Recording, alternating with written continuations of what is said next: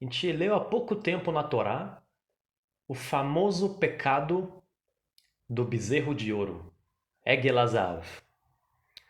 Agora vamos parar para pensar, entender direitinho qual foi exatamente o pecado. Muitas vezes, quando a gente lê as histórias da Torá, dos profetas, dos Neviim, a gente lê a história um pouco como criança. Igual criancinhas que eles reclamavam e Hashem ficava bravo com o povo e tudo mais. Mas tem que parar com isso. A gente não pode ficar lendo as histórias igual crianças. A gente tem que entender que todos os personagens que aparecem nas histórias, todos, sem exceção, são pessoas grandes, de alto nível intelectual, de alto nível de sentimental, de alto nível espiritual. Então, quando a gente vai tentar explicar alguma coisa, a gente tem que tentar entrar mais e mais profundo realmente o que está acontecendo. Senão, a gente não consegue tirar nenhuma lição de nada. Essa é a primeira introdução. Outra introdução, para a gente entender bem o pecado do bezerro de ouro, vamos entender primeiro a entrega da Torá. Quando o povo de Israel, quando o Am Israel aceitou receber a Torá, eles passaram por um teste muito grande. Não é tão simples assim aceitar receber a Torá. Ah, como assim? Deus acabou de tirar eles do Egito, fez um monte de milagres, as 10 pragas, abriu o mar, deu o mar para eles comerem, tinha água do poço, tinha carne para comer. Depois que Deus fez tudo isso, ele falou para o povo: Eu tenho a Torá para entregar para vocês, vocês querem ou não? Por que não? Não tem motivo para recusar. Mas muito pelo contrário, ter aceitado a Torá foi um teste muito, muito difícil para o povo. Qual o teste difícil? A gente tem que entender que o povo judeu especificamente, ele é baseado, as raízes dele é uma educação que a gente foi educado desde os primórdios, desde Avraham Avinu, a usar a cabeça sozinho. Usar a cabeça e ir contra a correnteza. Assim foi com Avraham, o primeiro. Ele pensou e chegou sozinho que idolatria é uma coisa que não faz sentido, e ele chegou com a própria cabeça dele que existia um Deus, e assim ele foi até o final.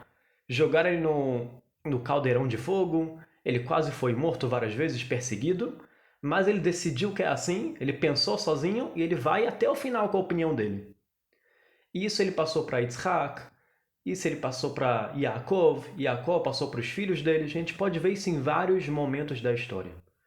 O nosso povo, a criação dele é baseado em usar a minha própria cabeça sozinho. A gente vê isso também bem claro nos dias de hoje. Cada judeu, cada Yehudi, ele pensa de um jeito e ele não, é muito difícil fazer ele mudar de pensar. A forma de pensar. Isso a gente chama em hebraico de akshanut. Akshanut pode ser usado como cabeça dura. A própria Torá chama o nosso povo de Am Kshe Oref. Povo, traduzindo de uma forma mais ou menos, é o povo de cabeça dura. O povo, quando colocou na cabeça, é difícil mudar. Até certo ponto que Moshe Rabbeinu, o nosso grande líder, quando ele está no deserto, ele reclama para Deus: Od meatus kaluni. Daqui a pouco o povo vai me apedrejar. Ou seja, até Moshe ele chegou numa situação de nervosismo. Esse povo é muito difícil de liderar ele. Esse cara fala uma coisa, outro cara fala outra, tá todo mundo se metendo o tempo todo, o que eu tenho que fazer, daqui a pouco eles vão fazer uma rebelião contra mim, vão querer colocar outro líder, vão querer fazer eleições. Não dá, é difícil. Liderar o povo é difícil, a gente vê isso com Moshe, a gente vê isso com Yoshua, a gente vê todos os líderes. É muito difícil liderar o nosso povo. Até os dias de hoje, como a gente pode ver. Assim foi criado o nosso povo, com essa virtude, essa qualidade de ser cabeça dura. Isso pode ser uma coisa ruim, como a gente falou, mas também pode ser uma coisa boa. A pessoa que ela vai até o final da forma de pensar, ela é persistente, a pessoa pode crescer muito, muito mais, mas isso é o assunto para outro vídeo. Então a gente vê que assim é a criação do nosso povo. Usar até a cabeça e seguir de acordo com o seu pensamento. Agora, o que Deus falou para o povo? Deus falou assim para o povo: eu tenho uma proposta para vocês. Qual é a proposta? Eu vou entregar a Torá para vocês. E na Torá tem um monte de lei. Um monte de lei que você é obrigado a fazer detalhadamente o que eu vou mandar para vocês. Detalhado. Você não pode mudar nada. E a gente sabe que a Torá tem um monte de leis que a gente não entende a lógica. Muitas leis são lógicas, como não matar, não roubar, por exemplo, mas tem um monte de lei de Shabat, de outras coisas que a gente não consegue compreender. Para o povo de Israel fazer uma coisa que eu não consigo compreender, que eu sou obrigado a fazer, é uma decisão muito complexa e difícil. Então não vamos pensando que o povo aceitar a Torá, é tranquilo. O povo ter aceitado e o povo no final aceitou, quem sabe? Eles falaram Nasce venishma. Faremos e ouviremos. A Gemara fala que quando o povo falou para Hashem, faremos e ouviremos, Nasce venishma, veio um anjo para cada Yehudi, para cada pessoa do povo, entregou duas coroas. Uma coroa pelo faremos e outra coroa pelo ouviremos. Se fosse qualquer coisa, por que merece um presente tão legal? Não. Falar essa frase foi um teste muito difícil. Tá bom. No final, o povo passou pelo teste e aceitou receber a Torá. O que tudo isso tem a ver com o bezerro de ouro? Já vamos chegar lá. O que foi o pecado do bezerro de ouro? A gente vai explicar de acordo com dois dos principais comentaristas que temos na Torá. Um deles é o Ramban, o Nachmanides, e o outro é o Sefer Akuzari. Os dois explicam que o bezerro de ouro não era uma idolatria. Não era que eles estavam rezando por o bezerro. Os dois falam que o bezerro de ouro era uma troca por Moshe Rabbeinu. Não tem Moshe Rabbeinu, vamos fazer um bezerro. Como assim? Qual é a lógica? Moshe, ele era o intermediário entre o povo e Deus, o tempo todo. Desde a saída do Egito até o deserto e até a entrega da Torá. Deus falava com Moshe e Moshe falava com o povo. A forma do povo encontrar com Deus é através de Moshe. Sem Moshe, eles estão perdidos. Moshe Rabbeinu fala o seguinte: eu vou subir no Ar Sinai, no Monte Sinai, eu volto daqui a 40 dias. O Rashi explica pra gente que Moshe, quando ele falou 40 dias, ele teve a intenção de falar que os 40 dias iam começar a partir de amanhã. O povo entendeu que Moshe Rabbeinu falou 40 dias a partir de agora. E ele sabe que Moshe Rabbeinu é uma pessoa grande. Se Moshe Rabbeinu falou que ia chegar meio-dia e 37, 40 segundos, ele vai chegar meio-dia e 37, 40 segundos. Moshe ele é meticuloso, ele chega no tempo. Não tem essa. Moshe Rabbeinu atrasou 12 horas. Quando Moshe atrasou um pouco, o povo já ficou desesperado. Moshe subiu naquela montanha que estava cheio de fogo, e não levou comida, não levou bebida, não levou nada. E não só isso, ele falou que ia chegar no horário específico, ele não apareceu. Conclusão óbvia, Moshe Rabbeinu morreu. Moshe Rabbeinu não vai voltar mais. Nesse momento que o povo se toca na cabeça deles, que Moshe não vai voltar mais, eles entram em desespero. Quem vai guiar a gente? Quem vai fazer a conexão da gente com Deus? Não tem Moshe Rabbeinu. Precisamos de algum meio, algum lugar para a presença divina estar lá. E assim nós vamos se conectar com Deus. que eles resolveram fazer? Agora, vamos explicar outra coisa. A gente sabe que o povo judeu saiu do Egito e junto com eles vieram egípcios também. Em hebraico a gente chama de Erevrav. Veio um grupo de egípcios que eles viram a grandeza do povo, a grandeza de Deus, e resolveram se juntar e se converter junto com o povo judeu. O Rashi fala que quem fez o bezerro de ouro foram exatamente esses egípcios. Se a gente vê na Torá, quantas pessoas morreram pelo pecado do bezerro de ouro? 3.000 pessoas. Para te lembrar, tinham 600.000 homens no deserto. Vezes 2 de mulheres, mais crianças, vai ter umas 2 milhões de pessoas no deserto provavelmente. Mais ou menos.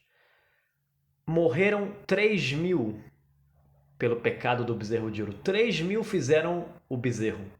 É um número muito pequeno entre 2 milhões. E esse número de 3.000 que fizeram o pecado foram justamente aqueles egípcios. Qual foi a lógica deles? E por que todo o povo, todos os 2 milhões, também sofreram por esse pecado? Voltando para a nossa explicação, eles ficaram em desespero. Onde está minha conexão com Moshe? Todo mundo entrou em desespero. Esses 3.000, os egípcios que saíram, eles falaram: Deus acabou de falar para a gente, nos 10 mandamentos, que é proibido fazer imagem. Segundo mandamento, não fará nenhuma imagem. Mas agora, a gente está num momento de emergência. Eu sei que Deus falou para não fazer imagem, mas Deus falou para não fazer nenhuma imagem numa situação normal. Situação normal, Haz Shalom, a gente não pode fazer nenhuma imagem. Mas agora a gente está num caos de emergência. Moshe Rabbeinu morreu, a gente tem que se conectar com Deus, a gente tem que criar algum objeto, algum lugar para Deus estar presente naquele lugar. E assim a gente vai se conectar com Ele. A lógica deles era uma lógica boa. Faz sentido. Precisamos de um lugar para Deus estar presente. Moshe Rabbeinu não está. Vamos criar um lugar para Deus estar lá. É uma imagem. Eu sei que Deus falou para não fazer imagem, mas vamos usar a cabeça. Vamos usar a cabeça. Agora é um momento extremo de emergência. Deus não falou nesse momento de emergência. Ele falou, normal, tá bom, não faz imagem, mas agora não tem como. A lógica era tão boa que todas as 2 milhões de pessoas que eles pensaram, eles ficaram na dúvida. Não sei, eu acho que eu não vou participar do bezerro de ouro, mas eu também não vou ir contra esses 3.000. Não vou contra eles porque tem sentido a lógica deles. Vai que eles têm razão.